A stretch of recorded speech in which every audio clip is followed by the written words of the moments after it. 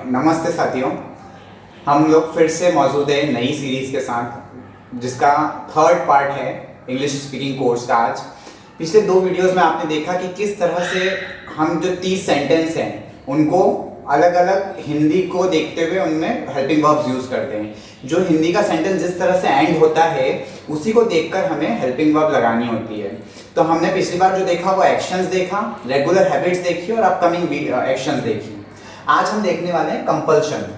मैं आप लोगों को एक बात बता देता हूँ, आपको ये समझ में नहीं आ रहा होगा कि ये तो समझ में आ गया कि सेंटेंस किससे एंड हो रहा है और आपको ये लगाना है। ये आपको बहुत आसानी से समझ में आ गया कि अगर सेंटेंस न है से एंड हो रहा है तो हैज टू लगाना है। ये जो भी आपको समझ में आया है मैंने जो बताया, लेकिन आपको ये समझ में नहीं आ रहा होगा इन, आई, एम, द, वी, ये सब कैसे लगाना है। तो डोंट वरी गाइस, मैं आप लोगों को वीडियो के एंड में ये भी समझाऊंगा कि ये कैसे लगाना होता है। वीडियो के जब ये सीरीज खत्म होगी, सब कुछ जो 8 से 10 दिन जो वीडियो चलने वाले हैं, ये सीरीज आने वाली है, उसके एंड में मैं आपको ये भी बताऊंगा कि ये सब कैसे लगाना होता है। तो आप उसके लिए निश्चिंत रहिए। आप अभी ये सीखिए, उसके बाद वो सीखते हैं। फिर हमारे पास और भी चीज़ें हैं, इंट्रोडक्शन है, आपके रेगुलर हैबिट्स, रेगुलर जो चीज़ें आप बोलते हैं वो, उसके लिए भी हमने एक फॉर्मेट तैयार किया है। तो अभी आज हम कंपल्शन के ऊपर ध्यान देते हैं, फिर आगे की बात करते हैं। सो कंपल्शन का मेरा मतलब है कि ऐसी चीज़ है जो आपको कंपल्सरी करना होती है ज़िंदगी में। जैसे मुझे खाना खाना है, मुझे स्कूल जाना है, मुझे जॉब पर जाना पड़ता है।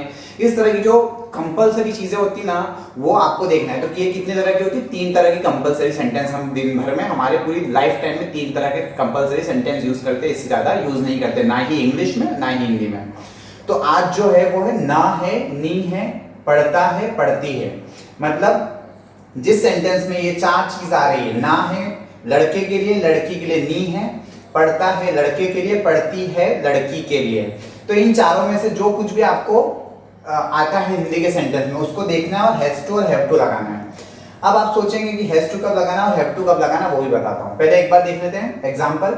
मुझे क्रिकेट खेलना है, I have to play cricket. कितना सिंपल है। सेंटेंस किससे एंड हो रहा है? ना है से एंड हो रहा है, तो हैव टू लगाना है या हैज टू लगाना है। अब आप सोचेंगे हैज टू कब लगाएं और हैव टू कब लगाएं। तो हैव टू जो है वो खुद की बात करते हैं जब लगाते हैं, और हैज टू जब दूसरे इंसान की बात करते हैं तब आप हैज टू लगाते हैं। इतना सिंपल है। मुझे स्कूल जाना है, I have to go school, आपको हैव टू लगाना है अगर सेंटेंस में ना है। मुझे खाना खाना है, I have to eat food. Suresh को स्कूल जाना पड़ता है, ऐसा सेंटेंस है, सुरेश को स्कूल जाना पड़ता है। Suresh has to go school. क्यों? क्योंकि हम दूसरे पर्सन की बात कर रहे हैं तो हमें हैज टू लगाना है। समझ में आया गाइस? बहुत सिंपल है, बहुत इजी है। सेंटेंस जिससे हिंदी में एंड हो रहा है वो देखिए और ये लगा दीजिए हेल्पिंग वर्ब। ठीक है, हैज टू और हैव टू, ये दो ही चीज यूज करना है। अब आगे देखते हैं अगला क्या है हमारा सेंटेंस, अगला किस तरह का कंपल्शन है। ओके गाइस, तो अब अगला कंपल्शन का जो वीडियो है हमारा वो है हैड टू।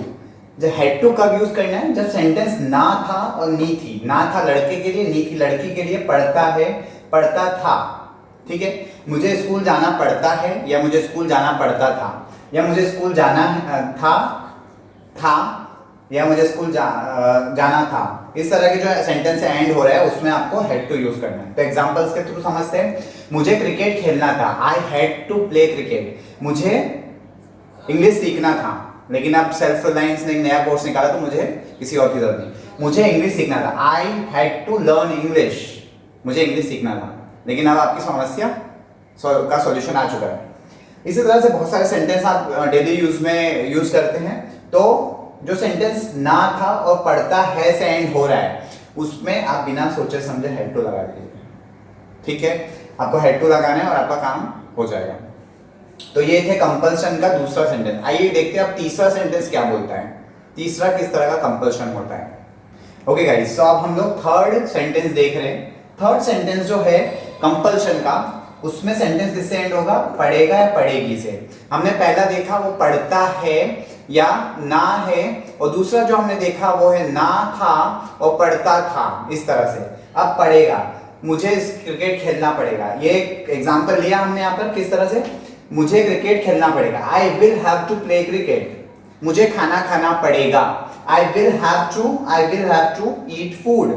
जब आपका सेंटेंस में पढ़ेगा या पढ़ेगी, पढ़ेगा लड़के के लिए, पढ़ेगी लड़की के लिए, तो आपको विल हैव टू ऐड करना है। मुझे इंग्लिश बोलना पड़ेगा, I will have to speak English. Because self reliance ने अब ये सिखा दिया है कि इंग्लिश कैसे बोलना है। तो आपको यहाँ पर अब इंग्लिश ही बोलना पड़ेगा। तो I have to speak English.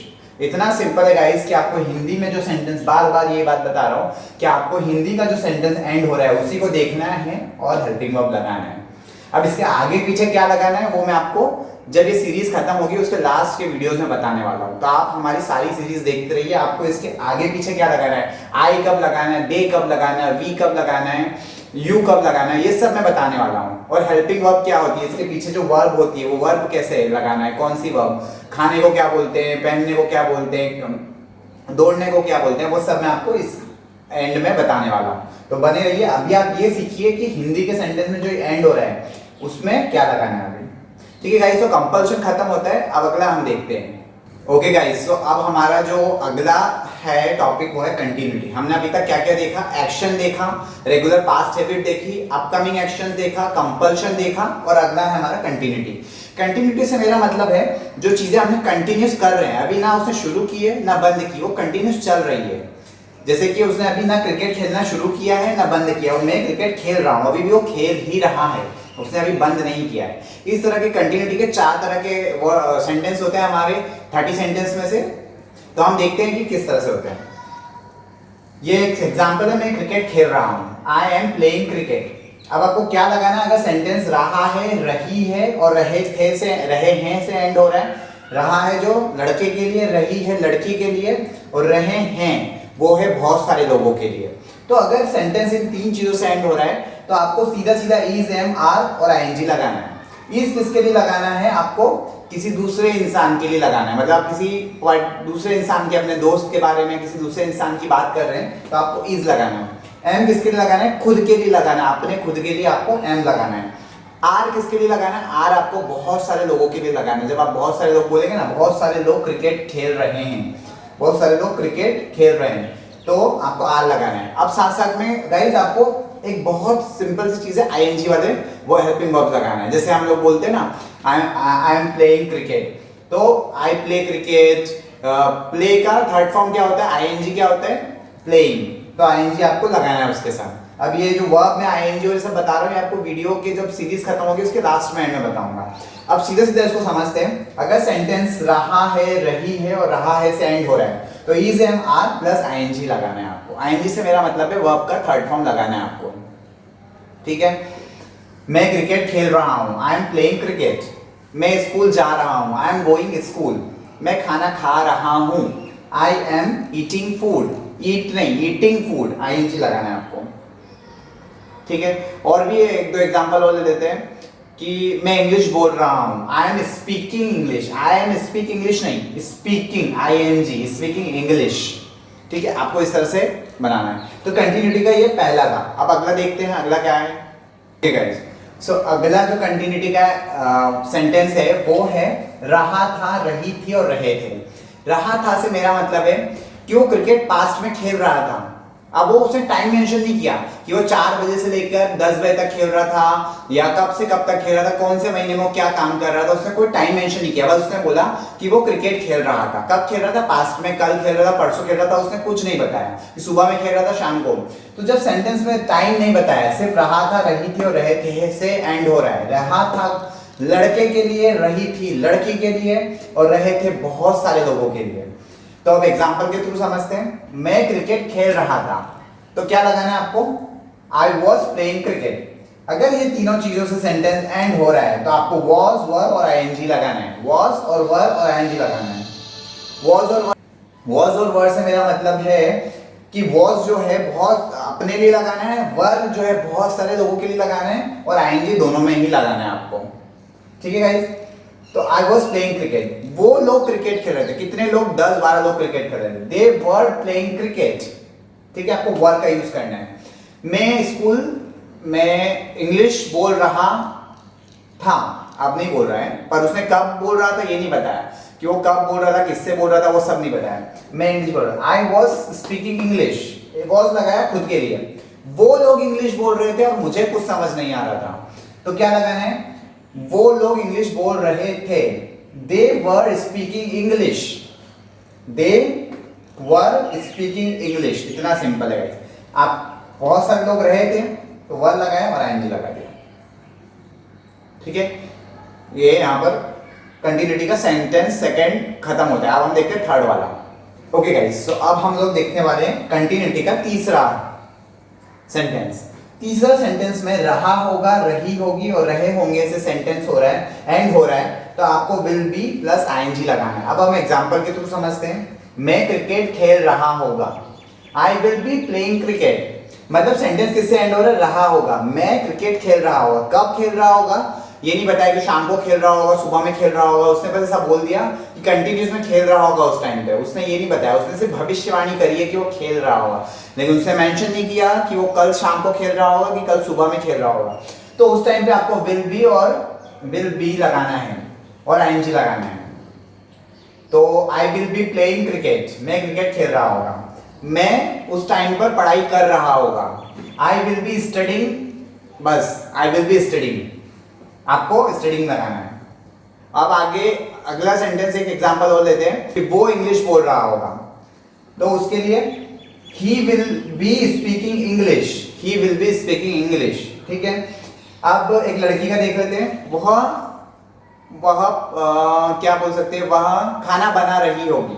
He will be cooking, he will be cooking, रही होगी। ये सब लोग स्कूल जा रहे होंगे। They will be going school.